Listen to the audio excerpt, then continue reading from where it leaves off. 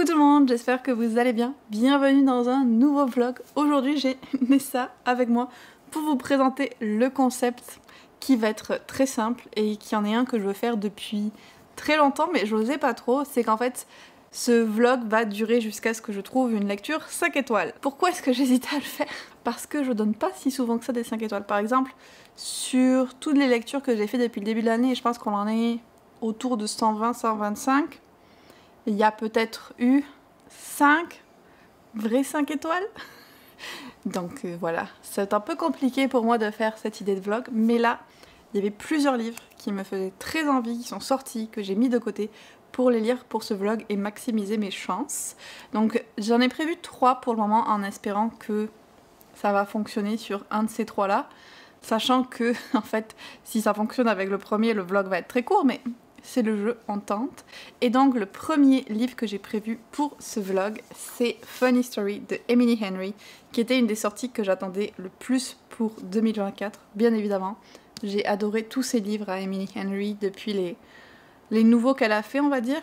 Mon préféré actuel étant Beach Read, mais je suis toujours ouverte à l'idée que peut-être un nouveau vienne le détrôner.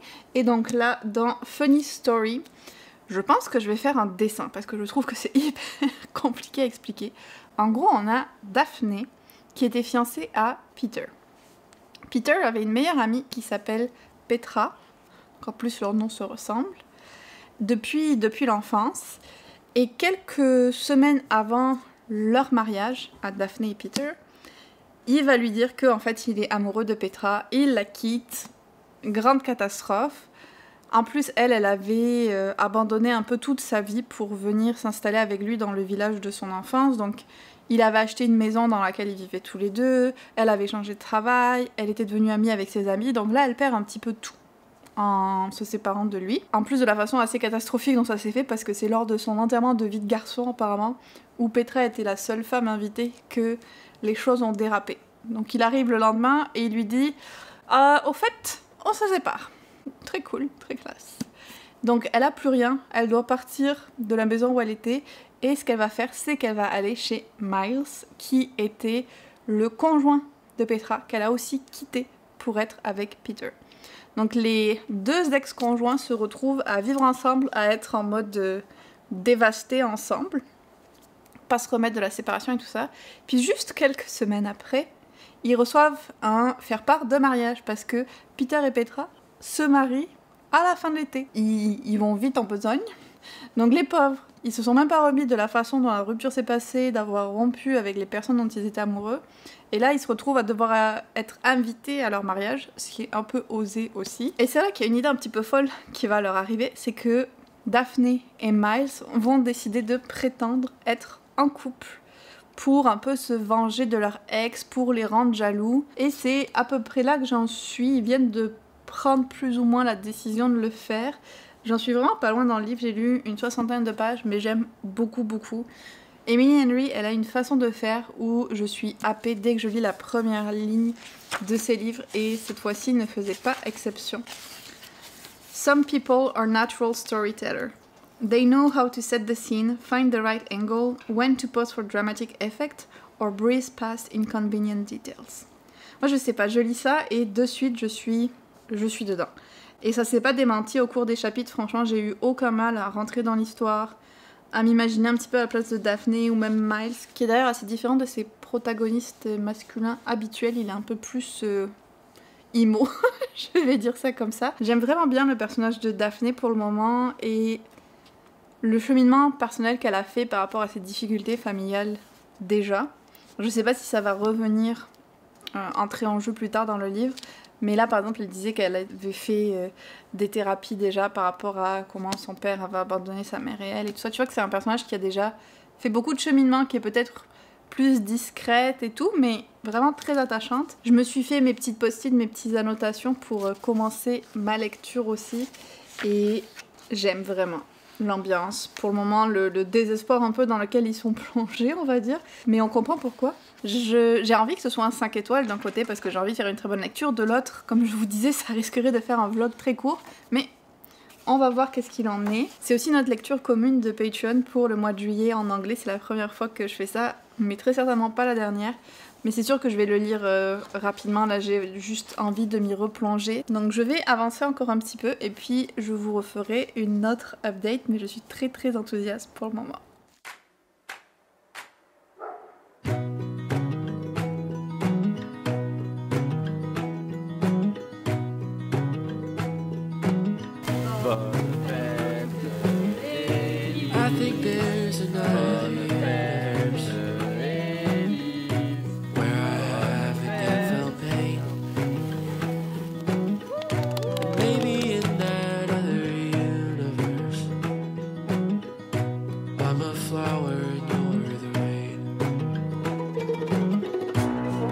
Somewhere in a different life, I'm still 7 in 2nd grade,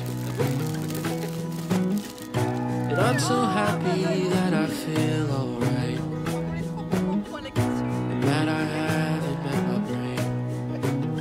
Tu peux mettre un pied.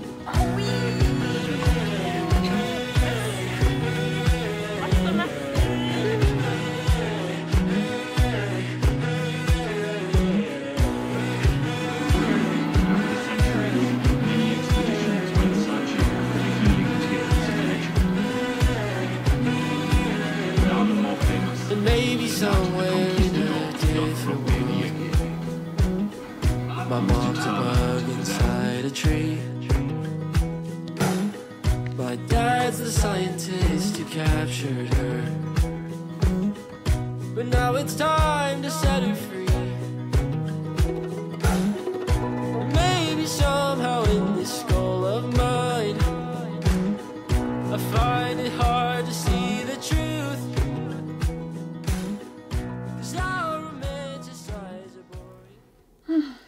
Ça fait du bien, petit matcha.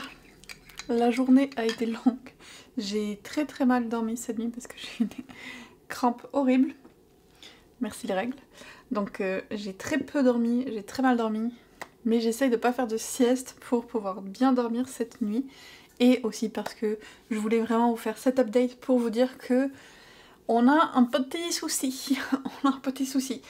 J'ai pas mal avancé dans Funny Story, comme vous allez le voir avec les post-it. Et c'est la première lecture de ce vlog, qui est quand même censé durer un certain temps.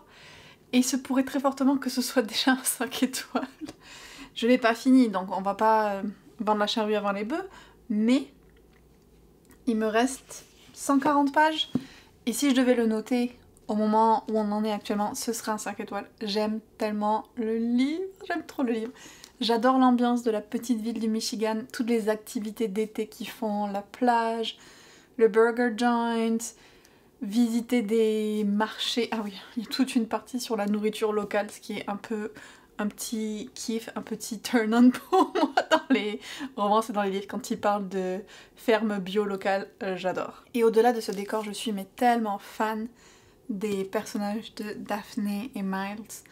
Daphne, je l'aime vraiment bien, je la trouve chouette. Elle est discrète, mais je trouve que quand elle est avec Miles, elle a un humour hyper mordant, beaucoup de répondants, ou quand elle devient plus confortable avec les gens, elle a ce côté-là qui ressort que j'aime beaucoup. Miles, au premier abord, c'était pas du tout le genre de personnage masculin sur lequel j'aurais accroché. Je le voyais un peu type skater, peut-être quelque chose comme ça. Pas le gars le plus... qui donne le plus propre sur lui, qui fait le plus professionnel nécessairement tout le temps, quoi. Sauf que, très rapidement, on découvre à quel point c'est une personne adorable. Il est hyper attachant dans tout ce qu'il fait, tout. Je suis trop fan de Miles, je l'aime vraiment beaucoup. Donc j'aime les deux personnages séparément, je les aime ensemble, j'aime le décor. Je me régale à 100%. Hier soir, j'avais pas envie d'arrêter de lire, donc peut-être que je vais le finir ce soir si je suis pas trop fatiguée. Mais vraiment, c'est trop du plaisir cette lecture. J'ai, comme vous l'avez vu, beaucoup à noter. J'ai plein de phrases qui me parlent dans le livre, des réflexions sur des choses qui leur sont arrivées aussi à eux quand ils étaient plus jeunes. Tout ça, j'aime beaucoup trop. Et puis on a Petra et Peter qui font des petites apparitions de temps en temps. Notamment, là, il y a une soirée où ils se sont tous retrouvés et Peter est vraiment désagréable et pas une très bonne personne, je trouve. Et il y a un moment où Miles s'est dit un truc que j'ai trouvé vraiment intéressant, c'est comme Peter, il avait toujours l'attrait de la nouveauté, donc il t'a largué pour Pietra. Sauf que maintenant qu'il est avec Pietra, il est en train de se rendre compte de qu'est-ce qu'il a perdu en te quittant, et en fait, il voudrait vous avoir toutes les deux. Il voudrait être avec Pietra, mais que toi tu sois toujours amoureuse de lui. Et c'est tellement un type de comportement genre que tu peux imaginer de un jeune, ou moins jeune, gars un peu riche, entitled. Il m'énerve trop, voilà. En plus, il est très dans le jugement et tout, des autres qui font pas comme lui. Bref, on se demande qu'est-ce que Daphné faisait avec lui. Et Pietra, elle, de son côté... Chaque fois que je dis Pietra, j'espère que c'est vraiment ça son nom. Ça ressemble en tout cas. Petra. J'en étais sûre que je disais pas le bon nom. Petra. Donc, elle est encore assez floue pour moi. Genre, on l'a vue, mais... Vu qu'on est plus dans la tête de Daphné que de Miles, on sait aussi ce qu'elle pense de Peter. Donc il y a moins de lien direct avec Petra et j'aimerais bien qu'on découvre un peu plus comment est-ce qu'elle vit la situation. Parce que là, ils ont l'air d'être trop en mode « Oh, on est heureux pour vous, nos ex qu'on a largués pour se mettre ensemble. Vous êtes ensemble maintenant. Oh, on est heureux pour vous. » Ça fait hyper hypocrite de vouloir se donner ce bon rôle-là alors que c'est eux qui ont foutu la merde. Donc je sais pas si à un moment on aura plus de dialogue direct avec elle, j'aimerais bien. Dernière chose mais pas des moindres, on a aussi eu des petites scènes spicy qui m'ont donné très chaud. Je ne vais pas mentir, Miles, j'étais comme... intéressant, I love that. Donc je l'ai encore plus aimé, vous vous en doutez, mais voilà, les scènes étaient très bien écrites, j'ai beaucoup aimé, ça m'a fait palpiter, parfait. Est-ce que ce vlog va s'arrêter au bout d'un livre ? C'est très possible. Ou alors peut-être qu'il va falloir que je change de concept du vlog. Sinon, je voulais aussi profiter de l'update pour ouvrir quelques colis de livres avec vous. Alors, il y a des services presse. Il y en a un, c'est une surprise. Donc, je pense que c'est peut-être un livre de ma wishlist qu'une de mes Patreon m'a envoyé. Et puis... je vais en fait commencer par un livre qui est ouvert et qu'on m'a offert pour mon anniversaire, que mes amis m'ont offert. Parce que oui, donc je filme ce vlog, on est quelques jours après mon anniversaire. J'avais décidé que je voulais lire ce livre-là le jour de mon anniversaire. C'est ça que j'ai fait. C'est pour ça que j'ai commencé le vlog à ce moment-là aussi. Et que vous aurez vu un petit bout de notre pique-nique qu'on a fait. Où on m'a donc offert Six Scorched Roses, que je voulais aussi vous montrer. Donc la... novella dans l'univers de The Serpent and the Wings of Night. J'avais vu les personnages donc, qui sont les protagonistes de la novella dans le 2e tome et ça m'intriguait beaucoup leur histoire donc j'avais très envie de le lire et j'en ai entendu énormément de bien de cette novella donc j'ai très hâte. On va ouvrir en premier le livre surprise parce que je suis beaucoup trop curieuse.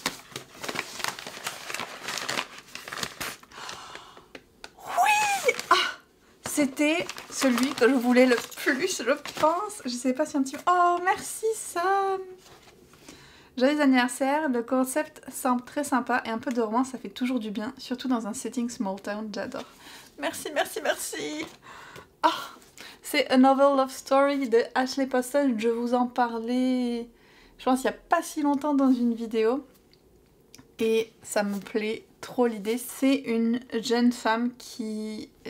vit la romance à travers les livres. Elle a complètement abandonné l'idée de rencontrer un homme dans le monde réel et préfère se réfugier dans la fiction, pas que la romance, mais en particulier pour la romance. Et puis, à un moment, elle va se retrouver par accident dans un autre univers, l'univers d'un des livres qu'elle a lu dans une petite ville d'une romance. Et j'aime vraiment beaucoup l'idée. C'est un peu... Outlander, mais beaucoup plus cute et cosy. Il n'y a pas de guerre et tout ça, et de personnes qui veulent te tuer à chaque coin de rue. Donc ça a l'air vraiment trop mignon. Et j'ai vraiment hâte de le lire, et je vais tout faire pour le lire cet été. Donc vraiment, merci beaucoup Sam. Ah, je suis trop contente. On va continuer. Désolée si la lumière change beaucoup, c'est le soir. En fait, c'est pas si tard, mais il fait juste très moche. On penserait qu'on est en automne, honnêtement. Donc je sais que c'est pas l'idéal, sorry. Le deuxième, c'est un livre dont j'avais déjà une copie avancée, mais je pense qu'il m'a envoyé la copie finie, si je me trompe pas. C'en est un qui me tente beaucoup, mais je sais pas du tout quand je vais trouver le temps de le lire, c'est ça le problème. Oui, oh qu'il est beau.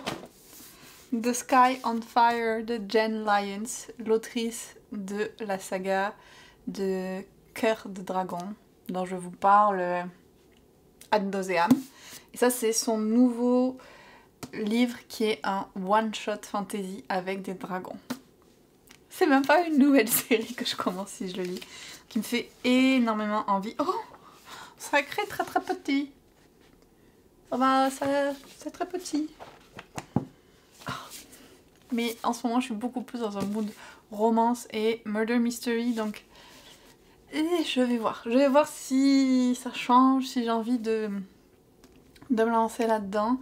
Mais je suis trop contente de l'avoir. Et puis le dernier, je pense qu'il va y avoir encore un Jen Lyons, mais en français cette fois-ci. C'est pas facile de sortir les livres. Voilà, voilà, la discorde des dieux de Jen Lyons. Ça fait longtemps qu'on l'avait pas vu. Donc le 5e et dernier tome, enfin, de sa quintulogie merveilleuse, incroyable, tip top top. Et là, je viens de lire juste la première phrase du résumé derrière que je vais pas vous lire pour pas vous spoiler. Et je suis juste comme, j'ai envie de le commencer, de l'ouvrir maintenant. Je vous disais il y a 30 secondes que je n'étais pas dans un mood de fantasy, mais ça c'est l'exception. Ça c'est l'exception, parce que le 4e tome, cette autrice a une imagination incroyable. Chacun des tomes, elle a réussi à faire que la narration soit faite d'une façon différente et hyper originale. Incroyable, incroyable. Oh, trop hâte. Et l'autre, c'est aussi le dernier tome d'une série, mais là on est sur une trilogie, donc un peu plus raisonnable. Je pense le garder pour le mois d'août. De toute façon, j'aurai pas le choix. Et regardez cette beauté-là, La guerre aux éclats d'os. C'est une très très bonne trilogie aussi, franchement. Je pense qu'on est entre le 5 et le 4,5 sur 5 pour les 2 premiers tomes. L'univers est brillant, les personnages sont hyper intéressants, il y a tellement de mystères qui sont révélés puis remplacés par des nouveaux mystères, ça s'arrête pas, c'est trop trop bon. Ouh, regardez ça comme c'est beau. Très très bon. Lui aussi j'ai très hâte de lire, ça me fera une autre série de finis cette année. Ce qui n'est pas rien. Et voilà pour les petits unboxings. Ah oui, regarde, ce n'est pas un livre, mais j'ai aussi reçu ça pour mon anniversaire. Je me fais ma petite collection. Et maintenant j'aimerais bien en avoir une, genre, super haute comme ça. Ça fait quoi? Presque 1 mètre? Pour pouvoir me la coller là et me mettre dessus. Ça serait trop bien. D'ailleurs, j'ai décidé que ce mur-là, j'allais l'utiliser. Depuis le début, je savais pas trop quoi en faire et quand je fais des updates, je trouve que ça me manque un petit peu de tout. En fait, je vais coller mes Polaroid souvenirs maintenant que je vais faire, vu que j'ai l'imprimante qui me permet de faire ce que je veux avec. Je vais essayer de coller au moins un Polaroid par mois de souvenirs et remplir le mur avec ça. Je pense que ça va être plutôt chouette. Maintenant, qu'est-ce que je fais? Décision raisonnable, ce serait de faire le montage de ma vidéo de vendredi, qui va être un vlog, qui va être très long, je pense. Très très long. Je sais pas si j'arriverai à le faire passer en dessous d'1 heure, honnêtement. Décision moins raisonnable, continuer ma lecture. Que faire, que faire? Bien sûr, ce que je craignais est arrivé. Je décide enfin de faire ce type de vlog après avoir hésité super longtemps. Parce que je me disais, si ça se trouve, je vais pas trouver de 5 étoiles avant ma 10e lecture. Et qu'est-ce qui se passe? Mon premier essai est un 5 étoiles. Alors c'est pas une surprise vu que je vous ai dit que je pensais qu'on allait en arriver là déjà aux dernières updates. Mais quand même, ça vient un petit peu détruire le concept de ce vlog. Je regrette pas parce que franchement, j'ai juste tellement adoré cette lecture. J'avais des inquiétudes vu les avis que j'avais vus, tous les gens qui disaient qu'il était moins bien que les autres et tout. Mais pour moi, celui-là, il est vraiment juste en dessous de Beach Read. Je l'ai aimé, adoré de la première à la dernière page. Emily Henry, elle arrive à faire cette vibe de petite ville qui te donne envie, tant par les personnes qui y vivent que par les choses que tu peux y faire, par l'endroit où ça se trouve. Elle fait ça comme personne et je trouve que c'est hyper immersif. Je m'y croyais dans cette petite ville de Waning Bay, j'ai envie d'y aller, même si elle n'existe pas. Franchement, c'était trop bien pour cet aspect-là. Déjà, le décor, mais au-delà de ça, bien sûr, c'est les personnages qui sont incroyables. Daphne comme Miles, ils m'ont fait vivre toutes sortes d'émotions. Je les aime d'amour. Miles, Miles. Mon cœur appartient à Miles. Voilà. Après Low, maintenant le nouveau book boyfriend, c'est Miles. Je l'ai... Ah, il est tellement gentil. Il est tellement chou. Leur relation, j'ai adoré voir comment ça débutait comme de l'amitié, puis quand même rapidement, ça devient plus que de l'amitié, genre très rapidement. Mais il y a un peu les enjeux extérieurs qui s'en mêlent, plus leurs difficultés passées à chacun qu'on apprend au cours du livre. Mais c'était super agréable de voir l'évolution de leur relation, les petits pas qu'ils faisaient, les activités qu'ils faisaient ensemble, les scènes spicy, très bien écrites. J'ai beaucoup aimé ça aussi. En plus d'eux, on a d'autres personnages secondaires qui sont hyper intéressants, notamment les autres personnages féminins. L'amitié entre femmes dans ce livre était super chouette. Et puis, il y a de la miscommunication, mais pas entre les deux personnages principaux, plus entre Miles et sa sœur, ce que je trouve intéressant, encore une fois, que Emily Henry vienne utiliser une trope connue de romance, mais la twist un peu à sa façon. J'adore toujours ça. Beaucoup d'humour aussi. J'ai bien ri. Et puis, il y avait l'aspect livre qui parle de livres, vu que Daphné est bibliothécaire et qu'à la fin, elle organise un readathon. Ça, c'était vraiment chouette aussi.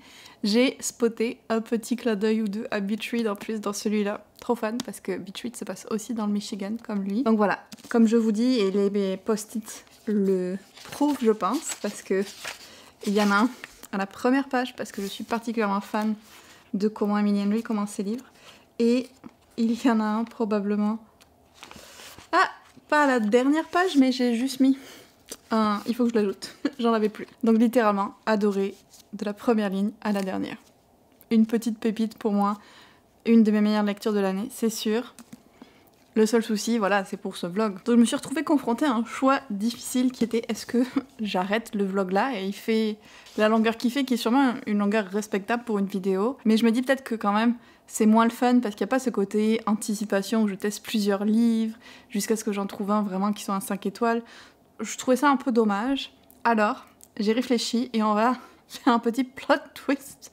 On va transformer ce vlog en un vlog 5-star prediction. C'est un concept un peu similaire, mais en gros, je choisis des livres qui, je pense, vont être des 5 étoiles, et puis on confirme ensemble si ça va être des 5 étoiles ou non. Et ceux que j'avais choisis pour ce vlog, déjà à la base, étaient des livres que je pensais qu'ils allaient beaucoup me plaire, donc ça correspond quand même bien, je peux garder les mêmes livres que j'avais prévus. C'est juste le fil rouge, le fil directeur du vlog qui change un petit peu, donc... On transforme ça. Je valide du coup quand même ma première lecture en 5 étoiles avec Funny Story. Et pour le deuxième, ça va être Not in Love de Ali Hazelwood. Celui-là, j'ai aussi de très bons espoirs parce que j'ai quand même aimé à adorer tous les Ali Hazelwood que j'ai lus. Le dernier, Bride, étant une de mes meilleures lectures de l'année, je l'ai lu en février. Donc là, elle a sorti ce nouveau roman qui est à nouveau une romance dans le monde un peu STEM, donc science, avec un personnage féminin. Ça ressemblera peut-être plus, on va dire au niveau du contexte, à The Love Hypothesis, Love on the Brain, tout ça. Mais la grosse différence, c'est que là, on est vraiment plus sur un roman érotique qu'une romance. Il y a beaucoup de steamy, de scènes spicy. Ça ne me dérange pas. Vous le savez, j'en parle souvent, je fais des vlogs spéciaux sur mes romances what the fuck, donc ça me dérange pas du tout. Mais il y a énormément de reviews que j'ai vues et ça me... Je comprends pas trop. Peut-être que je le fais aussi sans me rendre compte, mais bref. C'est que les gens prennent le livre, les avis que j'ai vus, plutôt anglophones d'ailleurs, les gens prennent le livre en disant « Oui, alors ce livre-là, il y a beaucoup de spicy et tout, j'aime pas trop ça, mais je vais le lire quand même. » Puis ils lisent le livre et après ils disent « J'ai pas aimé parce que il y avait trop de spicy. » Je suis comme... Oui, mais tu le savais en lisant le livre que ça allait être très spicy. Donc, moi je m'y attends et j'aime ça. Donc ça devrait pas être un problème. Potentiellement, ça pourrait aussi être un 5 étoiles ce livre-là. Donc je vais le commencer. J'ai vraiment très hâte. Je vais choisir aussi, je pense, des petits post-it pour la noter. Souvent, ce que je fais pour mes post-it, c'est une couleur par personnage principal. Donc souvent, dans les romances, c'est 2. Un post-it pour la relation, donc leurs échanges ensemble, les moments intenses de la relation et tout. Puis en principe, j'ai une couleur pour l'intrigue et une pour ce que je trouve drôle, parfois pour les beaux passages. Par exemple, les Emily Henry, je sais qu'il y a des passages qui vont m'émouvoir, des descriptions que je vais aimer et tout, donc c'est ça les couleurs que j'ai fait. Mais dans les romances, on tourne à peu près toujours autour de ça. Donc je vais choisir mes petits post-it, je vais le commencer et on va voir qu'est-ce que ça va donner.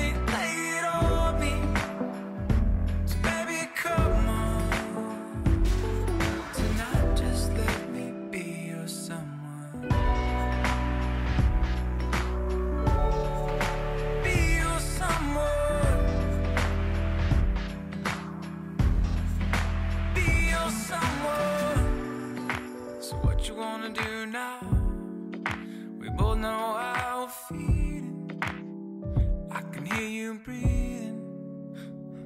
And I don't need you, but I want you. If you hate me, you're supposed to. I'm not someone you leave all your way on. Je vous fais une petite update parce que j'ai lu 80 pages du livre, donc j'ai quand même bien commencé. J'aime beaucoup pour le moment. Je peux pas encore dire c'est un 4 étoiles, un 5 étoiles, un 4,5, je sais pas, mais j'aime vraiment bien pour le moment. On a Rue qui est une scientifique dans la biotechnologie qui travaille pour la même entreprise depuis qu'elle a commencé à travailler en fait et qui est assez amie avec sa boss, qui croit à ce qu'elle fait, qui la soutient à 100%. Et au sein de l'entreprise, elle travaille sur un brevet pour une substance, une couche qui permettrait de préserver la nourriture plus longtemps. Et de l'autre côté, on a Ellie qui, lui, travaille pour une entreprise. Bon, c'est de la finance, alors c'est compliqué à expliquer, mais c'est une entreprise qui a racheté le prêt qui avait permis à la société où travaille Rue d'être fondée. Donc, ils possèdent pas vraiment la société, mais ils possèdent le prêt qui a permis à la société de se lancer, donc ils ont quand même un droit de regard sur qu'est-ce qui se passe et tout. Et Ellie, c'en est un des membres fondateurs en fait de cette compagnie-là. Sauf que, avant de se rencontrer dans ce contexte professionnel-là, la veille, ils s'étaient rencontrés via une application pour passer une nuit ensemble. Donc pas du tout le même contexte.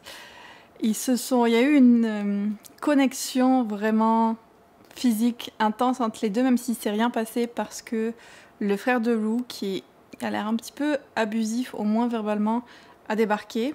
Donc ils ont été un peu interrompus. Ce n'était que partie remise vu que le lendemain ils se retrouvent au travail. Donc là c'est un petit peu le choc de genre mince alors. En fait on est comme ennemis professionnellement parlant. Donc c'est un peu un enemies to lover. Et ce que je trouve vraiment intriguant, outre la relation entre les deux, c'est qu'on a des indices sur des événements difficiles qu'il y a eu dans leur passé. Pour Rue, ça a l'air qu'elle a vraiment eu une enfance difficile et où elle était très pauvre, ou même il n'y avait pas de nourriture à manger et tout ça, ce qui la pousse un peu dans sa recherche. Pour Ellie, c'est un peu plus obscur pour le moment, mais j'ai l'impression que quelqu'un dans sa famille est mort, un de ses parents ou ses deux parents sont morts, quelque chose comme ça. On a des petits indices là-dessus. On comprend que les deux, ils sont pas intéressés par des relations romantiques, ils veulent juste l'aspect physique des relations et c'est tout. Et il y a cette attirance extrême entre deux qui pourrait peut-être les amener à vouloir plus, parce qu'on voit déjà, en tout cas quand on est du point de vue d'Ellie, parce qu'on a les deux points de vue, que lui, il a quelque chose qui va au-delà de l'attirance physique pour elle. Genre, il a vraiment un vrai coup de foudre pour elle. Pour Rue, c'est un peu différent, même s'il lui plaît beaucoup, elle est comme un peu plus en arrière, on va dire. Et il y a autre chose qui m'intrigue beaucoup, c'est que donc la compagnie pour laquelle travaille Ellie, qui l'a fondée, qui est Harkness, a l'air d'en vouloir vraiment à la fondatrice de la compagnie pour laquelle Rue travaille, et il y a l'air d'y avoir une histoire qui s'est passée dans le passé, dans le milieu scientifique. Le fait que peut-être la patronne, donc, que Rue idolâtre, c'est ça le mot? Idéalise, et qu'elle adore et dont elle est hyper fan, peut-être qu'en fait elle serait pas si honnête que ça. On va voir. Sinon j'aime vraiment les deux personnages de façon individuelle et puis ensemble aussi. Il y a plein d'éléments intéressants déjà que j'ai notés au niveau de comment sont représentées les attentes pour des relations physiques quand il y a eu cet arrangement-là entre eux au final. Comment est-ce que Ellie est hyper respectueux des limites et tout ça, et à la fois dans sa tête, à la fois dans ce qu'il fait, à la fois dans la façon dont Rue, elle ose mettre ses limites, ce qu'elle veut faire, ce qu'elle veut pas faire. Tout ça, je trouve ça hyper bien amené et hyper intéressant. Donc comme vous le voyez, je passe un bon moment avec la lecture. J'ai vraiment hâte de continuer, voir comment la relation va évoluer, quand est-ce qu'on va voir les petites scènes spicy. Franchement, je m'attendais encore plus, moi, vu ce qu'on m'avait dit. Ça va, en 80 pages, il s'est rien passé. C'est ça, putain, tout va bien. Donc j'ai hâte de voir cet aspect-là, puis d'avoir un peu des réponses sur tout le reste, mais je sais déjà que l'enjeu va être, et c'était très clair dès le début, que aucun des deux ne veut de relation amoureuse, ou même ne se considère comme quelqu'un qui est ouvert à ça du tout. Alors je pense que Ellie va sûrement se rendre compte qu'il est amoureux et qu'il est prêt à plus que du physique, plus rapidement que Rue. Elle, j'ai peur que ce soit vraiment difficile, donc J'imagine bien que l'enjeu va être ça, et sûrement qu'il va y avoir un enjeu aussi avec la patronne Florence, ça va être plus simple si je l'appelle Florence, à laquelle Rue est très fidèle, et je pense qu'elle va découvrir quelque chose qui va venir un peu la bouleverser, et que ça va se transcrire dans sa relation avec Ellie. Mes petites suppositions, parce qu'il faut bien qu'il y ait un peu de la tension dans la romance, autre que sexuelle, mais on va voir. Je vais essayer de lire au moins la moitié aujourd'hui, donc il faudrait que je lise encore la même chose que j'ai déjà lu, peut-être 80 pages. Je vais essayer.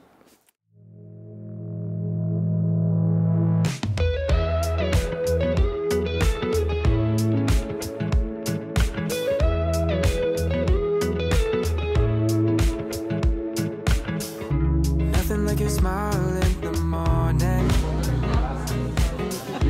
Following the linings on your cheeks. Je peux te montrer un extrait? Cause baby in your absence life is boring. So I never leave. It's easier to love when it's you by my side. Shining through the cracks like the first morning light. Feeling like a child through the days and the nights. Living in your arms as years go by. C'était pas prévu, mais au final, j'ai fini le livre d'une traite. J'étais plus capable de m'arrêter, donc j'avais lu la moitié hier, deuxième moitié aujourd'hui, et j'ai trop aimé. J'ai besoin de réfléchir à la note que je vais lui donner. Par contre, je suis pas certaine, même si ça va être une bonne note, de qu'est-ce que ça va être. Pour moi, c'était du typique Ali Hazelwood, complètement over the top, mais je pense que ce sera pas un livre qui plaira nécessairement à tout le monde. Je vais réfléchir un petit peu à ce que j'en pense vraiment, laisser la poussière retomber, puis je vous ferai un peu mon avis final et la note quand je me serai remise de l'immersion que j'ai eue dans ce livre. Bon, je vous retrouve après avoir pris le temps de réfléchir un peu plus à la note que je mettrai à ce livre et comme aux différents aspects et tout. Et je dois quand même dire que je l'ai beaucoup apprécié. J'ai aimé les deux personnages, vraiment, je me suis attachée aux deux. J'ai aimé les enjeux qu'ils avaient personnellement, comment ils les géraient aussi. Et puis toute l'histoire un peu autour de l'intrigue, autour de la compagnie et tout. Alors par contre, Ali Hazelwood, je suis désolée, mais si tu pouvais nous faire des histoires un peu différentes des fois, ça serait quand même cool. Parce qu'on a toujours la même intrigue avec une figure de mentor qui vient trahir un des personnages principaux. Ça ne change pas, genre. Can we do something else, please? Parce que là, c'est quand même très redondant. Au-delà de ça, oui, il y a beaucoup de spicy, de steamy, de smut, appelez-le comme vous voulez, de scent sex. Et il y en a beaucoup dans ce livre. Vraiment beaucoup. Et puis elles sont très longues et très détaillées. Comme je le disais, moi ça me dérange pas de lire ce genre de livre-là. Mais à savoir, si vous, ça vous dérange, peut-être que c'est pas la bonne histoire pour vous. Parce qu'au-delà des scènes qu'il y a beaucoup, c'est aussi quelque chose qui est très central dans la dynamique des personnages et dans les réflexions qu'ils ont et tout. Donc c'est un aspect qui est vraiment très présent dans le livre. Et comme je dis, ça me dérange pas dans l'absolu. Ce qui m'a le plus embêté, c'est le niveau d'obsession du personnage masculin. Genre, j'étais comme, est-ce que tu peux te calmer un peu, s'il te plaît? Je vais essayer de vous trouver un passage qui m'a fait rire. Je pense que c'est celui que j'ai montré à Erika quand on était dans un café l'autre jour. Et j'étais juste, mais c'est tellement ridicule, genre, c'est trop. Bon alors, c'est très explicite par contre, hein, je vous le dis. The idea of her coming with his dick inside her was intoxicating all on its own, but the idea of being the first to make her come like that was stuff he would get off to well into his old age. A permanent place in her sexual history. Something that would make her remember him. Je suis comme... Chill, calme-toi. Et je pense que c'est même pas le pire, c'est juste ça. J'étais comme... Respire. Puis bon, on a le droit d'avoir des fantaisies comme ça dans sa tête et tout, mais alors lui, il en avait vraiment beaucoup. Et à chaque fois, le moindre petit truc, c'était comme... Oh là là, il allait pouvoir comme... jamais oublier ça jusqu'à la fin de sa vie, ou genre, il allait dévouer tout son temps à lui donner du plaisir, genre... Respire un petit peu. Voilà, il était beaucoup là-dedans. Et un peu trop pour moi quand même...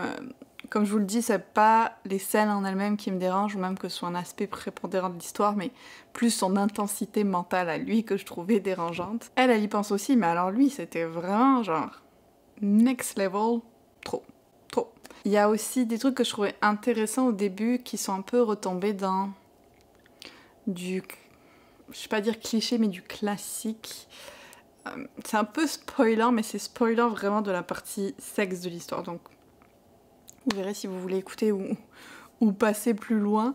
Mais en gros, elle, dès le début, elle dit que elle est pas fan du penetrative sex. Vous voyez bien de quoi je parle. Et au début, c'est comme, ok, il a pas de problème avec ça, puis si ça reste comme ça, c'est correct, puis il peut faire plein d'autres choses et tout. Je trouvais vraiment intéressant cette exploration-là d'une relation, du coup, entre un homme et une femme, parce que on est d'accord que souvent ce qu'on voit dans les romances, justement, c'est penetrative sex. Donc je trouvais ça vraiment intéressant qu'il y ait ça. Et puis, après, bon, elle est comme... ok, on peut le faire parce que je sais que t'en as envie, et puis je veux te faire plaisir, et puis ça me dérange pas, ça me fait pas mal, ça me dérange pas et tout, donc on peut y aller. Et puis alors là, c'est comme... Et puis ils en rigolent dans le livre, mais c'est pas parce qu'ils en rigolent que ça efface le fait qu'on est retourné dans ce schéma-là. C'est comme si cure her with his magical cock, ou un truc comme ça, ils disent, magical dick, je sais plus quel est le mot qui est utilisé dans le livre. Et certes, on peut comprendre que peut-être qu'elle avait des expériences avant qui étaient pas folles à ce niveau-là, parce que les gars prenaient pas assez attention avec elle avant, ou après, ou ils s'occupaient juste d'eux. On peut imaginer plein de choses. Lui, bien sûr, il est différent. Et du coup, au final, avec lui, elle trouve que, bon, c'est pas si mal. Alors, c'est pas immédiatement, genre, le feu d'artifice, mais elle aime bien. Et donc, elle veut bien refaire. Et puis, suite à ça, quasiment, je pense, toutes les scènes de sexe devenaient du penetrative sex. Alors qu'au début, elle avait comme un discours tellement différent. Et en même temps, je veux pas l'empêcher de changer d'avis et de tester des nouvelles expériences et de se rendre compte qu'au final, ça va bien. Mais j'ai trouvé quand même que on partait d'une hypothèse, d'une idée qui était peut-être moins classique pour une relation comme ça, et qu'au final, on retournait dans un schéma plus classique. Ça m'a un petit peu déçue. Et en même temps, je comprends un peu pourquoi l'autrice a pu faire ce choix, parce que c'est quand même le genre de scènes qui font comme ouh, et qu'on retrouve beaucoup dans ce type de romance. Mais c'était une petite déception parce que j'aimais cette idée que ça sorte de la norme. Quel long discours pour vous parler de ce point extrêmement précis. Oh là là. Au-delà de ça, comme je vous disais, j'ai quand même beaucoup apprécié ma lecture. J'étais à fond émotionnellement et tout, mais à cause de tous ces petits aspects, je peux pas lui mettre un 5 étoiles. Et après une intense réflexion, on va y aller avec un 4.25. Alors je mets pas souvent des points 25, mais je suis pas sûre de pouvoir aller jusqu'au 4,5 parce qu'il y a quand même plusieurs petits trucs qui m'ont dérangé, embêté, déçu. Mais en même temps, je peux pas mettre un 4 parce que je trouve que c'est pas assez non plus pour certains aspects du livre. J'ai vraiment beaucoup apprécié justement le souci du détail autour des relations physiques entre les personnages, autour du consentement, autour de certaines discussions qui sont importantes d'avoir. Et j'ai trouvé que c'était quand même un livre où il y avait une représentation très saine de relations intimes entre deux personnes à tous ces niveaux-là. Et ça, je veux l'appuyer parce que encore trop souvent, c'est pas le cas. Et là, j'ai vraiment beaucoup aimé comment cet aspect-là a été fait, en plus de tout le reste. Donc, tout ça pour dire 4.25 pour ce livre-là. On n'était pas loin du 5, mais on n'est pas allé tout à fait jusqu'au bout. Contrairement à nos personnages. Et donc, le prochain livre que je vais tester pour ce vlog, qui je l'espère sera un 5 étoiles, c'est The Last Murder at the End of the World de Stuart Turton. Alors Stuart Turton, c'est vraiment trop difficile à dire son nom. C'est l'auteur des 7 morts de Evelyn Hardcastle que j'avais adoré il y a plusieurs années. Il a aussi écrit L'étrange traversée du Sardam, que j'avais bien apprécié sans pour autant lui mettre un 5, mais je trouvais que c'était quand même pas mal. Et celui-là, ce qui me fait le mettre dans ce vlog, c'est surtout le principe, l'idée du livre et l'espoir que ça va me faire comme le premier livre de l'auteur que j'ai lu. Donc j'ai beaucoup d'espoir dans ce livre et on va voir s'ils sont bien placés. I got a feeling for you. I could easily wake up to the summer swims through your eyes. No plans, just improvise. on sunny days. No worries, no craze. I've been watching you smile, and I never wanna see it go away. No need for a map again. I've learned a lot from you since then. Bon, je me force à m'arrêter dans le livre pour vous faire une update parce que j'en suis déjà à la page 150. En fait, c'est tellement facile juste de continuer à lire parce qu'à chaque chapitre, il y a des révélations ou des trucs qui se passent ou de nouvelles questions qui se posent, donc tu veux savoir, tu veux continuer et tout. J'aime vraiment bien pour le moment. Pour vous faire un petit topo, on a donc un groupe de personnes qui sont les seuls survivants de l'humanité. On apprend assez tôt dans le livre que un mois, on ne sait pas pourquoi, il y a eu un espèce de brouillard qui a envahi le monde petit à petit en dévastant tout sur son passage. Et le seul endroit qui a été épargné, c'est cette île en Grèce. D'ailleurs, heureusement que même si ça se passe en octobre, c'est cette île en Grèce parce qu'il y fait très chaud. Donc, je me sens quand même dans une ambiance estivale, même si la saison ne correspond pas. Donc, il y a ces gens qui se sont réfugiés sur l'île, les seuls survivants de l'humanité. Et en fait, sur cette île, il y avait un gros complexe scientifique. Les plus brillants esprits de l'époque étaient là. Et ils ont réussi à créer une barrière qui empêche le brouillard d'entrer. Et il reste 3 de ces scientifiques d'origine qui sont vivants et qui ont comme 150 ans, genre, ils sont vraiment vieux. J'ai l'impression que c'est parce que c'était une époque où les gens riches et qui avaient les moyens pouvaient vivre plus vieux et que c'est pour ça qu'ils sont aussi vieux, eux, en tant qu'humains. Et donc, dans ce village, il y a un peu plus d'une centaine d'individus et le nombre est vraiment calculé précisément parce qu'il y a juste les ressources pour ce nombre d'individus-là. Donc chaque personne, une fois qu'elle arrive à ses 60 ans, elle meurt. Elle s'endort et elle se réveille pas. Donc là, on commence à se poser beaucoup de questions quand même. L'autre chose qu'on sait à peu près dès le début, c'est qu'il y a une intelligence artificielle qui s'appelle Abby et qui est présente dans la tête de toutes les personnes de l'île dès leur naissance, comme une espèce de petite voix qui va essayer de les guider vers certains choix, vers la non-violence et tout ça, qui va répondre à leurs questions, qui leur permet aussi de communiquer des fois à distance.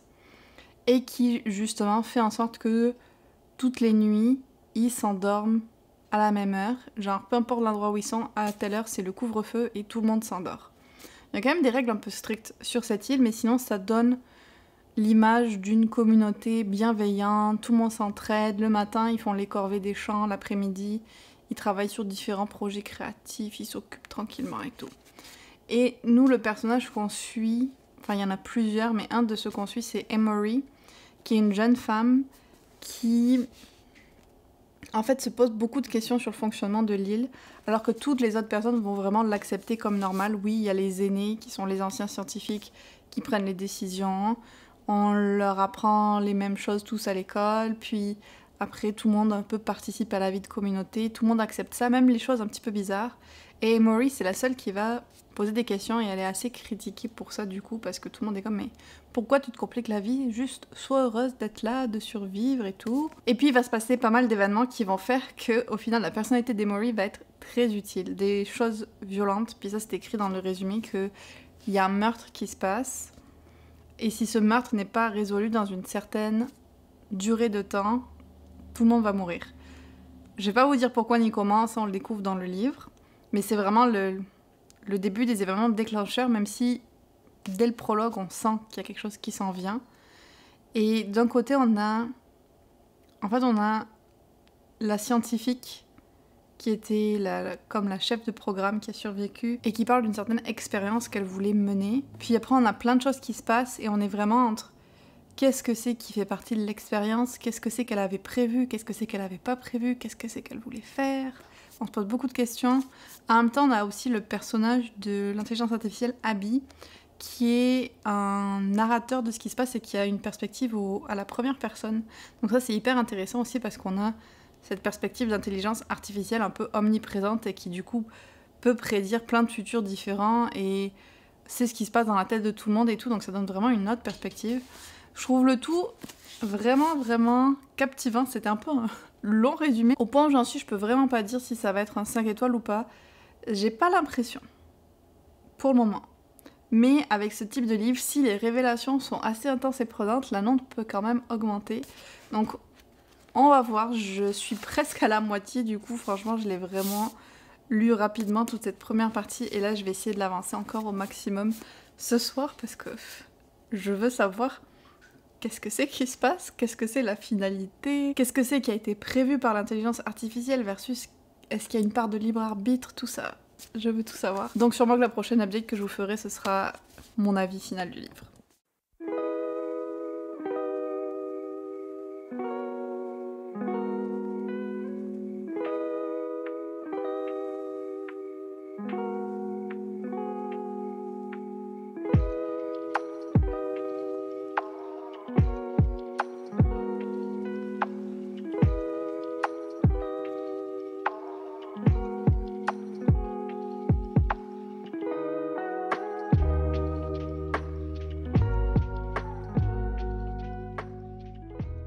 Le moment est venu de vous donner mon avis final sur The Last Murder at the End of the World. Mais avant ça, on va faire un petit unboxing parce que j'ai reçu un livre sur lequel j'ai craqué, pas du tout raisonnable.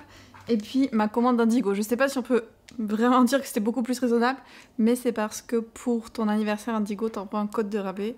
Et j'ai voulu en profiter. Et mon mindset pour les livres et puis pour d'autres choses aussi, c'est que je préfère payer plus en une fois, mais que sur le long terme ce soit moins cher, plutôt que de faire plusieurs petits achats, mais qui au final vont me coûter plus cher. Bref, ouvrons les livres. Alors, celui-là, vous le savez, La Mer sans étoiles a été une de mes meilleures lectures à vie. Et donc, j'étais à la recherche d'une édition un petit peu plus spéciale du livre. Moi, j'ai le poche en français, que Mamaki a d'ailleurs, que je récupérerai éventuellement. Et donc, je voulais une édition en anglais pour relire et annoter. Au final, j'ai pris une édition que je ne pense pas annoter parce que je veux la garder telle qu'elle, mais j'ai craqué. Je l'ai trouvée sur Facebook Marketplace. À savoir que ici, au Québec, on n'a pas Vinted pour les livres. Donc, on a moins d'occasions, d'opportunités, je pense, de faire du rachat d'éditions spéciales ou quoi. Vraiment, la place pour en trouver, c'est Marketplace. Tout ça pour dire que, voilà, j'ai pris l'édition Fairy Loot de La Mer sans étoiles de Starless Sea. Et elle est trop belle. Vraiment trop belle. We are all stardust and stories. Oh, j'aime tellement. Puis l'intérieur est comme ça. Bon, alors ils se sont pas foulés sur le derrière par contre, hein, ils auraient pu mettre un dessin derrière aussi. Et puis ici c'est signé par l'autrice. Je vous dirais que c'est pas leur édition la plus travaillée non plus parce qu'il n'y a pas non plus d'illustration là. Mais je la trouvais vraiment belle avec le spray de cheese et tout. Donc gros craquage. Cadeau d'anniversaire à moi-même. Je sais pas combien de fois j'ai le droit de dire ça avant que ça fonctionne plus. Mais c'est là qu'on en est. Et alors là, il y a beaucoup de livres. Il y a beaucoup de livres.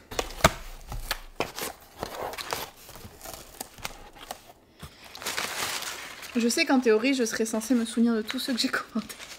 Mais en vrai, je suis plus trop sûre. Parce que j'ai rempli mon panier en plusieurs jours pour essayer de pas oublier de livres. Ok, alors on a le 11e tome de Saga. Si vous aviez vu le vlog où je lisais le tome 10 après 2 années à le faire attendre, vous avez vu ma déception quand j'ai vu qu'il y en avait un autre qui était sorti. Enfin, déception dans le sens que j'étais pas à jour dans la série. En vrai, je suis contente qu'il y en ait un autre.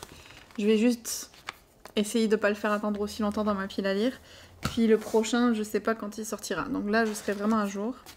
J'ai craqué aussi, ça c'était pas vraiment prévu, sur des Chloé Lies.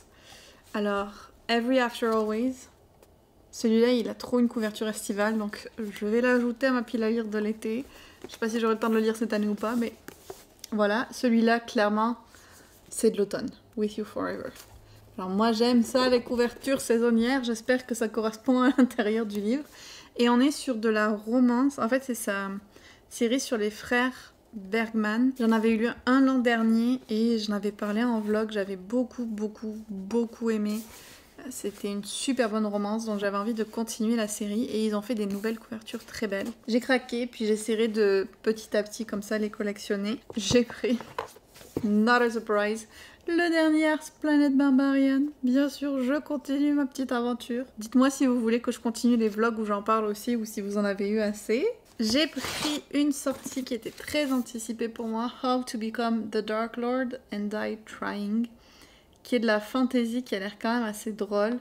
Et j'ai vu que Books and Lala l'avait beaucoup aimé, pour des raisons qui je pense font que je pourrais aussi beaucoup l'aimer. Par contre, il est vachement plus épais que je pensais. Il est vraiment gros. Alors maintenant, je vous disais que lui était gros, mais le prochain l'est beaucoup plus. Il s'agit de The Will of the Many. Je l'ai énormément vu passer sur les réseaux et au début il m'intéressait pas du tout, mais j'ai une de mes amies proches, Erin, celle que je vais voir à Boston, qui l'a adoré aussi, puis j'ai vu vraiment beaucoup d'avis très positifs, donc j'ai fini par craquer.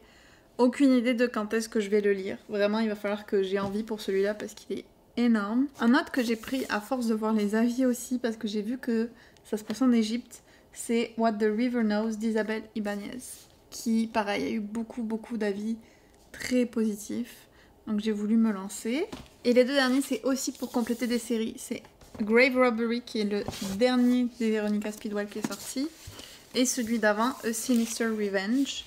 Et je pense que là, ça veut dire que je les ai tous en papier, donc j'ai aucune excuse pour ne pas continuer la série et la finir. Vous aurez peut-être remarqué d'ailleurs que j'ai pas lu de tome de cette série en juillet. J'aurais aimé, mais avec la programmation des voyages et tout ça, et le fait que je peux pas prendre tous les livres papier que je veux, que j'ai d'autres lectures à faire, c'est un peu plus compliqué, donc je me donne un peu de loose pendant l'été. Et sur ce, je vais vous donner quand même mon avis final sur ce livre.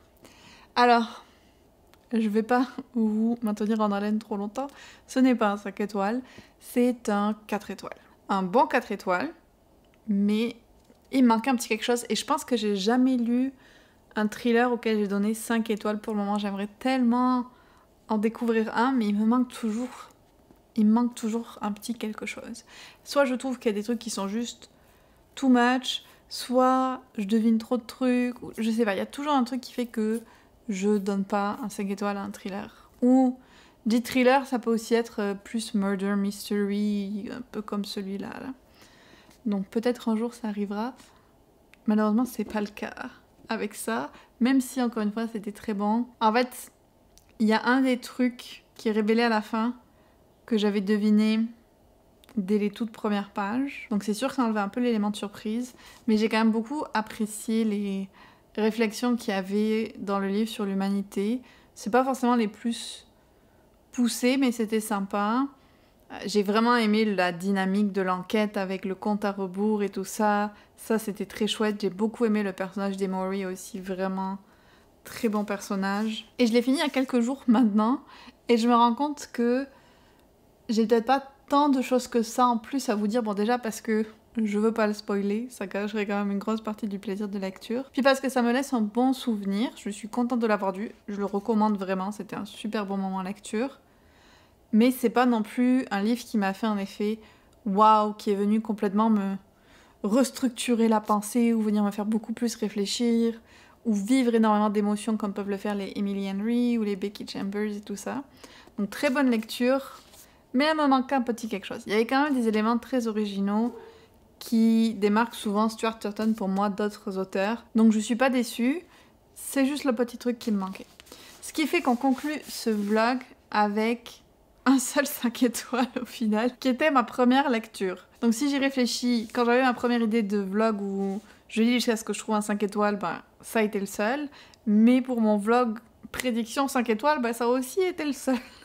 Donc c'est un vlog en demi-teinte. J'aurais aimé pouvoir plus expérimenter avec le concept, mais c'est ça qui s'est passé, c'est le jeu aussi. Par contre, j'adorerais savoir, dites-moi en commentaire si vous aimeriez que je reteste le principe du je lis un livre jusqu'à ce que je trouve un 5 étoiles, ou comme j'ai fait là, de tester des prédictions 5 étoiles et de voir si ça s'avère vraiment être des 5 étoiles ou pas. Au moins, je peux me dire que j'ai pas eu une mauvaise surprise. Je me suis pas retrouvée avec un 2 à la place d'un 5, par exemple. Donc ça, c'est quand même plutôt cool. Ça a toutes été des bonnes, très bonnes, excellentes lectures. J'espère sinon que vous avez passé un bon moment avec moi. Si vous êtes arrivé jusqu'au bout de la vidéo, on va y aller avec un emoji île, en l'honneur de ma dernière lecture. Et si vous voulez avoir accès à plus de contenu exclusif, participez à nos lectures communes pour août. On a Check and Mate de Ali Hazelwood et The Pairing de Casey McQuiston.